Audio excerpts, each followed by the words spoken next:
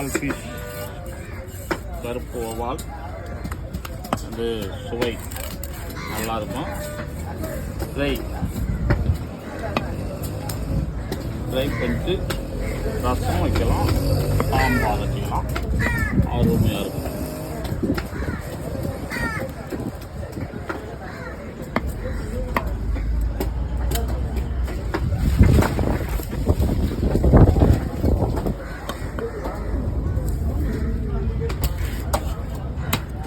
ரொம்ப நைஸாக போடலாம், கொஞ்சம் பெருசாக போடலாம்.